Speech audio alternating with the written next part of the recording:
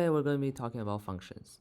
So function, the syntax for that is just you have to define, right? Function name, which is the name of function, and you have a comma b or comma c is just the number of parameters, right? So these are like all the parameters here, and then it's function, and then you always need to return. You want to return something, right? You always need to return for the function. All right. So let's say define hello a comma b person 1 comma person 2. This is like a simple function. Print hello. Let's see what's going to happen. Okay. So this one, and then you just say hello. Print hello plus string person 1, right? And then hello Bob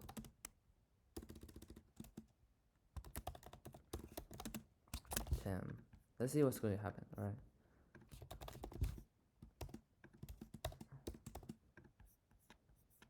There's obviously an error, so you need to do strings plus person 2, right? They get hello Tim, but then you need like a blank. So, all right, you get hello Tim. Well, even though I don't really know why is it over here, but all right, let's make it like more. Yeah, hello Tim, right? And then none. What is none? So none is that you're not returning anything, then you'll get none. But then if you want to return, let's say s equal to this one, right? But you could just say return this. And this is even simpler, so you're going to have hello Tim, right? Pretty simple. So if you're not returning anything, you're going to get a none, which is non-type, right? So let's say we want to define addition a comma b, which both are integer. Well, in Java you have to like write in a comma and b, but in Python you don't really need that. So you're going to get addition a comma b, then return a plus b, right? Then let's say addition 5 comma 3, you should be getting 8.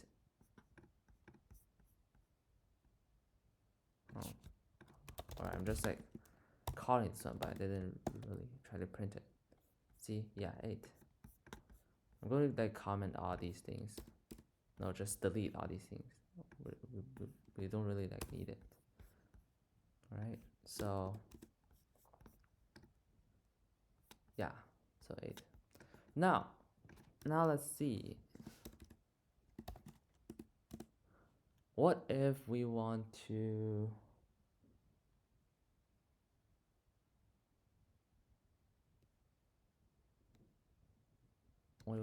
so just like let's try like all the things a comma b, then it's just return a minus b, right? Then this is actually a really powerful tool because it's just like defining some of your functions, and then this will be like way easier to print out rather than just do like something else, right? Even though functions might sometimes be slower than dynamic programming, which I'll be probably explaining it later, but this is kind of the simple idea, right? Define function, but the functions will be getting like more and more complicated. Well, all right. So now let me give you a problem. So now it's time for a problem. So the problem is print out all the primes from A to B inclusive. All right. So this is the problem. So basically, let's say we have 2 comma 10, right? 2 and 10. The inclusive, we're going to have 2 comma 3 comma 5 comma 7, right? These are all the primes between 2 and 10. But how about like 2 and 100? They're going to have 2 comma 3 comma 5 comma 7 comma 11 comma 13 comma 17 comma 19 comma 33 comma 39 comma 31 comma 37 comma 41 comma 43 comma 47 comma 53 comma 59 comma 61 comma 67 comma 71 comma 73, right?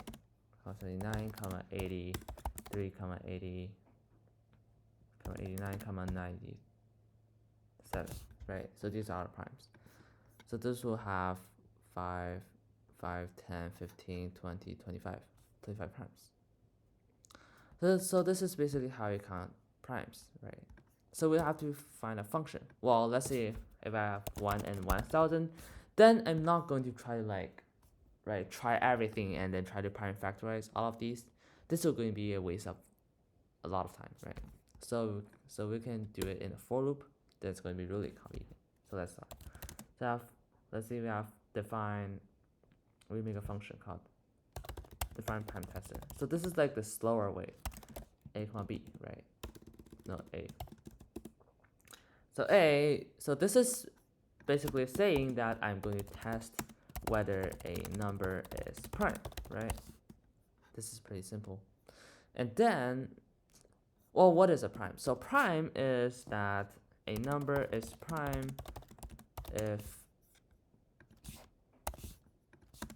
it is not divisible by all positive integers greater than 1 and less than square root of less than or equal to the square root of n. And this is kind of simple by proving with math, but we will just need to know about this idea. So now, how are we going to do this? So we're just going to make a for loop, right? So for I in range 1 comma a, well 2 comma a actually, 2 comma math dot square root of a, right? But you can just import math. Actually, it's going to be easier. So yeah, we already imported. So square root of a. Right.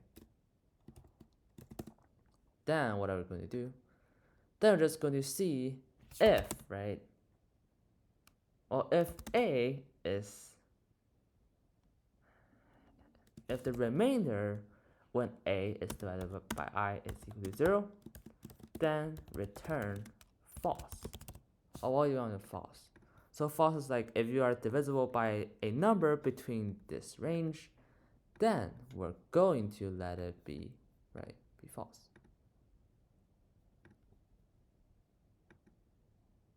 Wait, how's square root not working here?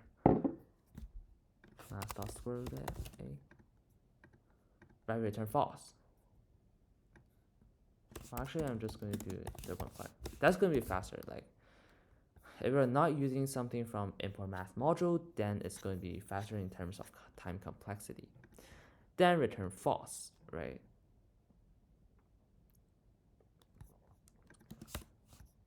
The first thing I want to see is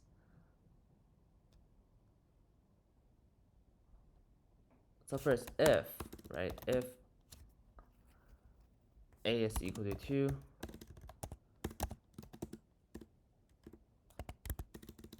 return true.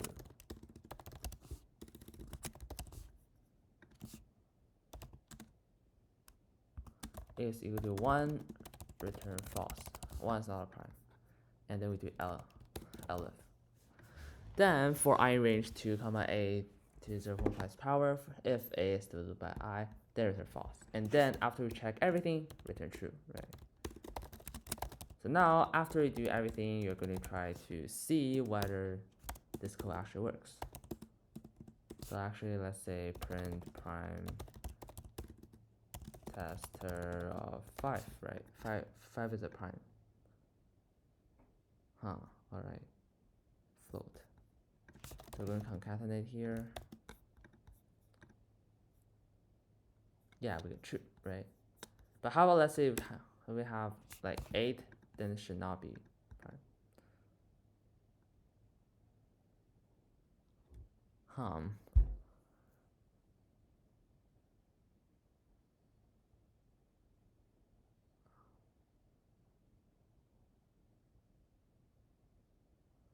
Kind of strange to be honest.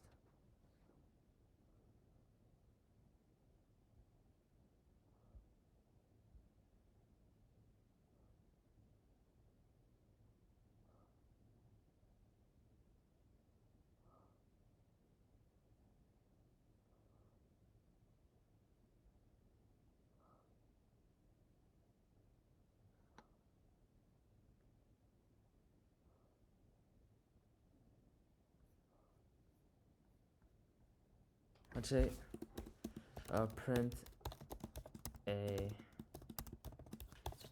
0.5 to see what's going to happen. Like that's a pretty common debugging technique. So 2.8284. But then we have to print the integer part. This 2.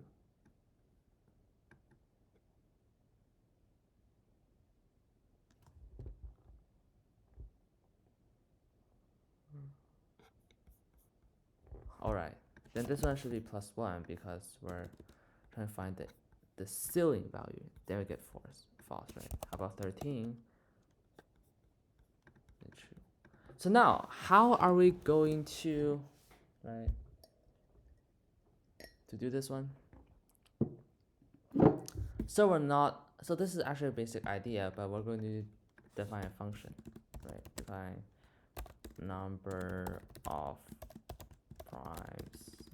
primes of a comma b, which a is the minimum, b is the maximum. Then if they're going to start, right? For I range a comma b plus 1. Well, remember, because we're inclusive, then therefore we need to include b also. Check b also, right? For I range a comma b plus 1, then for j range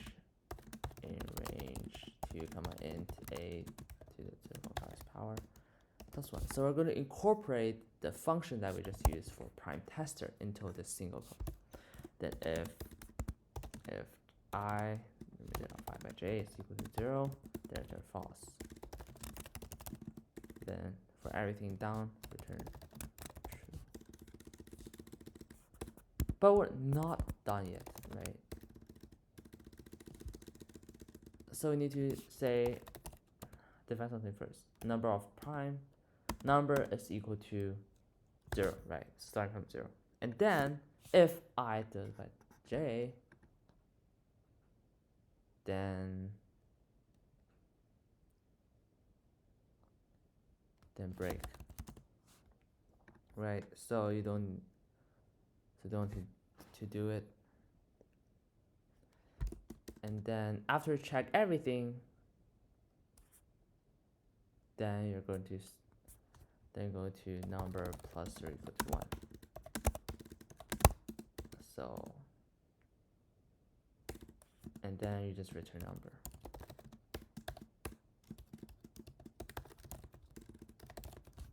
Alright, so now let's try to see print number of prime of 2 comma 10. Then there should be 2, 3, 5, 7, so there should be 4 of them. Alright. Huh, 9? The heck?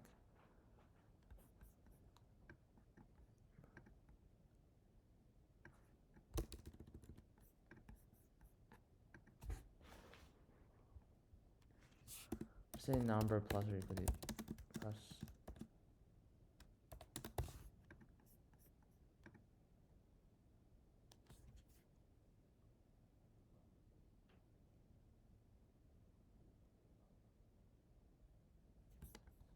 Wait, it should be here. Yeah. Huh.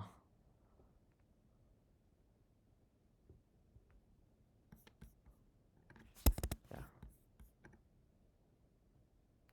What? Okay. Think. So this one is like checking, looping from A to B, right? And then checking prime.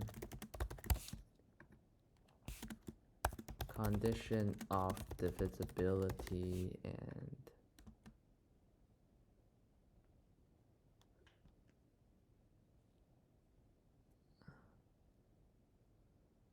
condition of divisibility and actually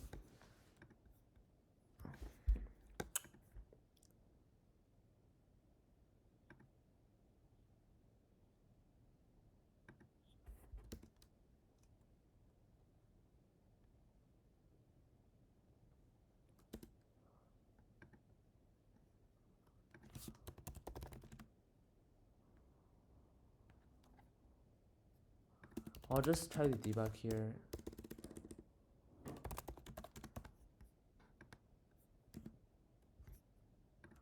Just say L equals to bracket and then I dot append L print, and also print return L. Right, so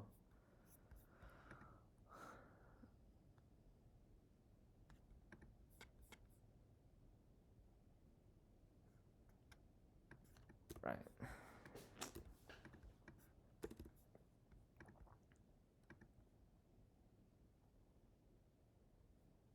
L dot append L.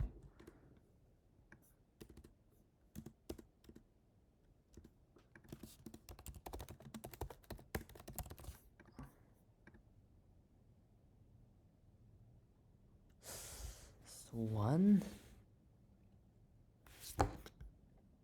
Okay, I think try 11.19.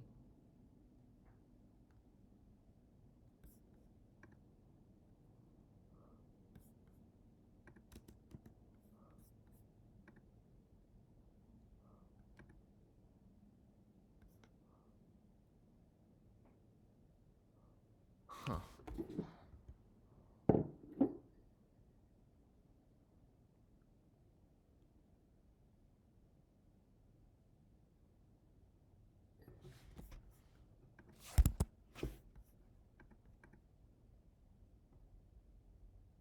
Huh, this one's like printing all the.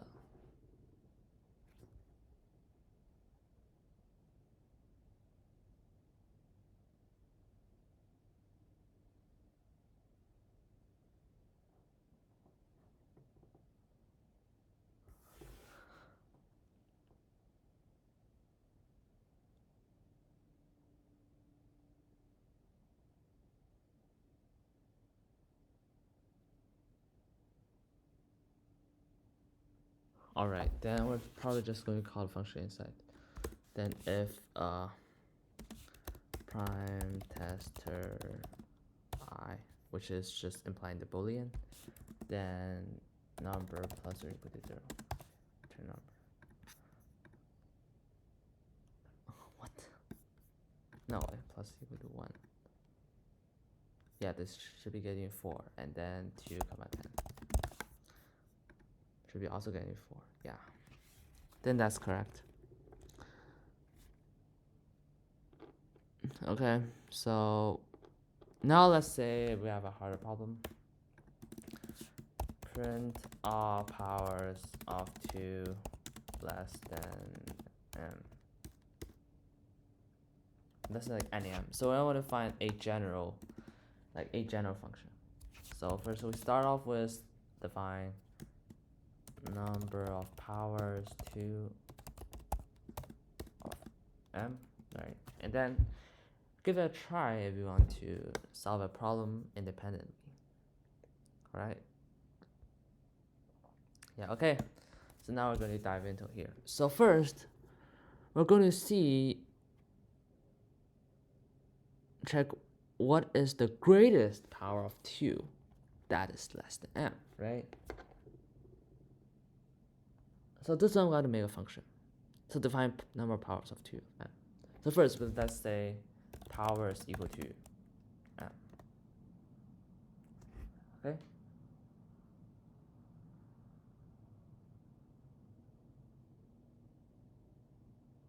So what's going to happen if a power of 2 is greater than m? That's what we want to think, right? So let's say we have 13. So this is kind of the brainstorming process. So we're gonna find the greatest power. So first we can divide by 2, right? Divide by 2. And then you get 6.5, but then we can round down.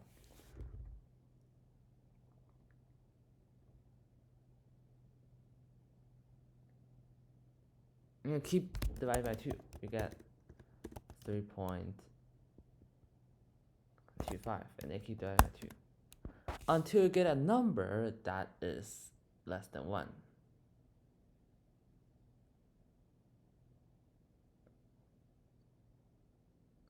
right? So now we can actually we actually have the idea of how to solve it. So now power is equal to 0, right? And then if m is greater than 2, s greater or equal to 2, then m divided by 2.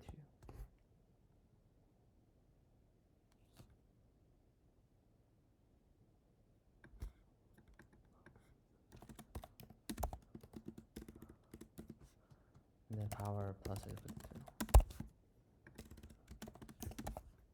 Power plus or equal to 0, right? L if m is 2, return power. It looks like if 13 is less than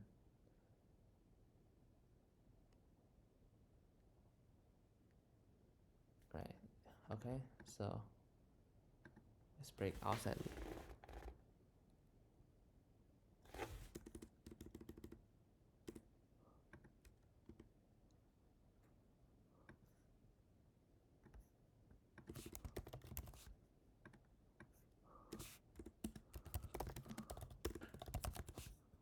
So now we're going to check. So print number of powers of 2. Yeah, this is 3. But if you have 16, 4, right? If it's 19, still 4, right? Okay, so this one's correct. And then now, so let's say we have the maximum of 2a, right? Then you're going to need from 2a to 2 to the 0, so it's a plus 1. This a plus 1. So we have to return power plus 1, right?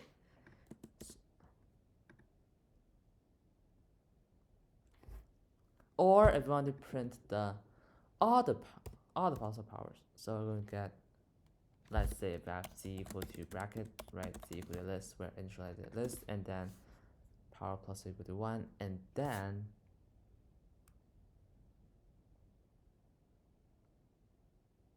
d dot append to power, right? So then for I and z, and then return z. And then here we can say for I in number of powers of 2, 19, print I. Then we're going to get our result. Yeah, 2, 4, 8, 16. Well, actually, z equals 1.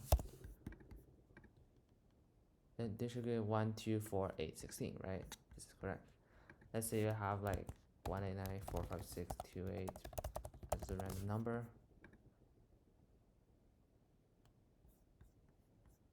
Then this is like all the powers of 2 that's below this number, right? It's getting printed out. Pretty fun, right? So now, okay, so we're pretty much done with today's content, and I'll see you next time, which will be going over some more advanced topic. See you.